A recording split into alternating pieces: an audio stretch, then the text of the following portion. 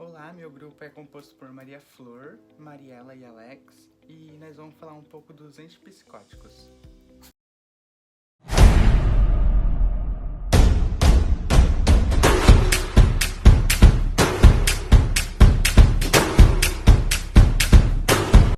Eu vou fazer umas perguntas, a Mari vai responder e explicar. A primeira pergunta é: quais são os principais tipos de antipsicóticos e como eles se diferenciam? Os antipsicóticos são classificados em dois principais tipos: os típicos, que é o de primeira geração, e os atípicos, o de segunda geração. Os antipsicóticos típicos, como a clorpromazina e o haloperidol, podem causar efeitos colaterais extrapiramidais significativos, enquanto os atípicos, como a clozapina e a olanzapina, se destacam por sua eficácia em doses menores e com uma menor incidência desses efeitos colaterais. Pergunta 2. Quais são alguns exemplos de antipsicóticos típicos e atípicos?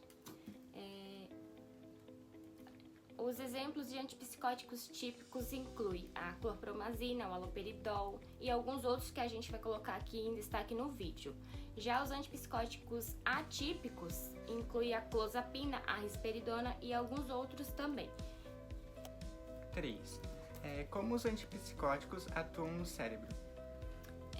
Tanto os antipsicóticos típicos quanto os atípicos, eles bloqueiam os receptores dopaminérgicos D2 no cérebro, afetando diferentes vias dopaminérgicas.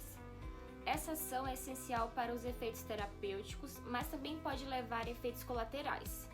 Os atípicos tendem a ter maior afinidade por receptores serotoninérgicos, reduzindo assim a probabilidade de efeitos extrapiramidais. 4. Qual é a farmacocinética dos antipsicóticos e como influenciam o tratamento? Os antipsicóticos são bem absorvidos quando administrados por via oral e têm alta lipossolubilidade, facilitando a penetração no sistema nervoso central. Eles são metabolizados principalmente no fígado e podem ter meias-vidas variadas, o que permite a administração uma vez ao dia em muitos casos. A escolha do antipsicótico depende do estado do paciente, efeitos colaterais e potenciais interações medicamentosas. 5.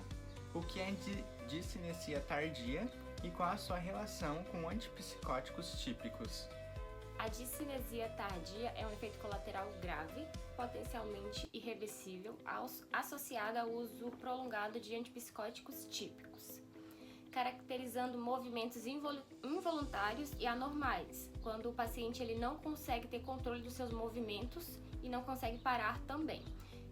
Esses fármacos têm uma alta afinidade pelos receptores D2, o que contribui para o desenvolvimento desse efeito colateral. 6. Como os antipsicóticos atípicos melhoram a adesão ao tratamento em pacientes? Os antipsicóticos atípicos são preferencialmente usados porque apresentam menor incidência e efeitos colaterais extrapiramidais e são mais eficazes no manejo dos sintomas negativos da esquizofrenia, resultando em melhor aceitação e adesão por parte dos pacientes ao regime de tratamento. Qual é a importância da clozapina no tratamento da esquizofrenia refratária? A clozapina é considerada a escolha preferencial para pacientes com esquizofrenia refratária, pois apresentam eficácia superior em comparação com outros antipsicóticos, especialmente em casos onde outros tratamentos falharam. 8.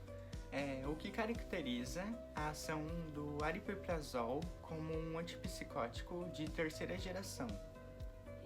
O aripiprazol atua como um agonista parcial nos receptores dopaminérgicos, o que proporciona um perfil de segurança diferente em relação aos antipsicóticos típicos e atípicos.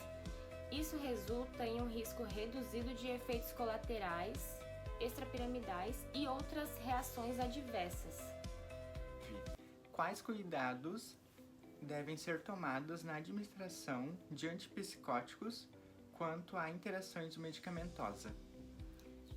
Deve-se ter cautela ao administrar antipsicóticos junto a outros medicamentos, pois muitos deles se ligam fortemente às proteínas plasmáticas e podem interagir com outros fármacos que têm a alta afinidade por essas proteínas. 10.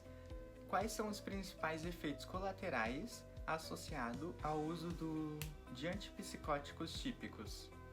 Os principais efeitos colaterais dos antipsicóticos típicos incluem sintomas extrapiramidais como parkinsonismo, distonia aguda e discinesia tardia, além de sedação, aumento de peso, hiperprolactinemia e síndrome metabólica. 11.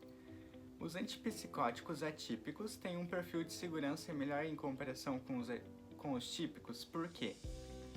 Sim, os antipsicóticos atípicos geralmente têm um perfil de segurança melhor porque causam menos sintomas extrapiramidais e frequentemente têm menos impacto nos níveis de prolactina.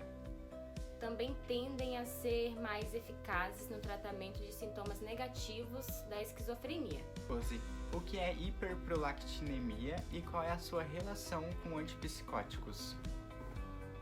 A hiperprolactinemia é o aumento dos níveis de prolactina no sangue. Os antipsicóticos típicos, especialmente aqueles que bloqueiam os receptores D2, podem causar esse aumento, levando a sintomas como galactorreia, amenorreia e disfunção sexual. Os antipsicóticos atípicos têm efeito sobre o metabolismo. Como isso afeta os pacientes?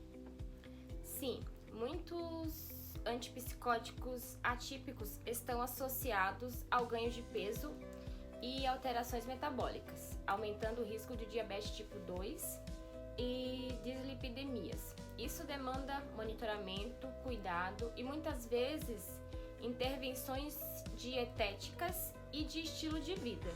14.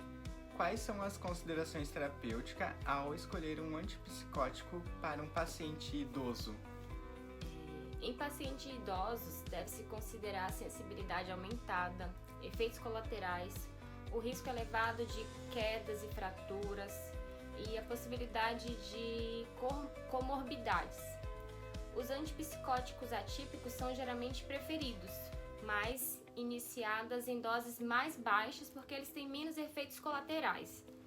15. Como as respostas ao tratamento podem variar entre antipsicóticos? A resposta ao tratamento pode variar devido a fatores individuais, como a genética, comorbidades, adesão ao tratamento e também pela farmacodinâmica e farmacocinética dos próprios medicamentos, como a afinidade por receptores específicos. 16. Quais são os riscos associados ao uso prolongado de antipsicóticos? O uso prolongado pode levar a efeitos colaterais crônicos, como a discinesia tardia, a síndrome metabólica, efeitos cardiovasculares, além de potenciais complicações psicossociais, devido à estigmatização e efeitos no bem-estar do paciente. 17. O que caracteriza a esquizofrenia refratária e qual o papel dos antipsicóticos? A esquizofrenia refratária é aquela que não responde adequadamente a 2 ou mais antipsicóticos adequadamente utilizados. Nesses casos, a clozapina é frequentemente utilizada devido à sua eficácia em pacientes que não responderam a outros tratamentos. 18. Existe algum risco aumentado de eventos adversos ao combinar antipsicóticos? Sim, a combinação de antipsicóticos pode aumentar o risco de reações adversas, principalmente efeitos colaterais extrapiramidais e efeitos metabólicos. Tal prática deve ser avaliada cuidadosamente e normalmente reservada para casos específicos, onde os benefícios superem os riscos. 19. Quais são as implicações do uso antipsicóticos na adesão ao tratamento em pacientes com condições psiquiátricas? O medo de efeitos colaterais, como ganho de peso, sintomas extrapiramidais, podem levar os pacientes a não aderirem ao tratamento.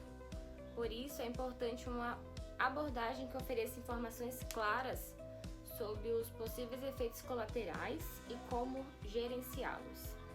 A primeira geração tem como alvo principal os receptores D2 e os bloqueiam, os antagonizam. Os medicamentos de alta potência têm uma maior afinidade por esses receptores D2 e o de baixa potência tem uma menor afinidade. Por fim, o bloqueio de receptores dopaminérgicos na via tubéreo-fundibular pode causar um aumento nos níveis de prolactina no sangue. Os antipsicóticos de primeira geração de baixa potência também vão ter como alvo os receptores D2, mas não se ligam tão fortemente a esses receptores. Por isso, vamos ver que eles apresentam menos efeitos adversos, principalmente os extrapiramidais. Só que eles têm, em compensação, uma maior afinidade por receptores muscarínicos, alfa-adrenérgicos e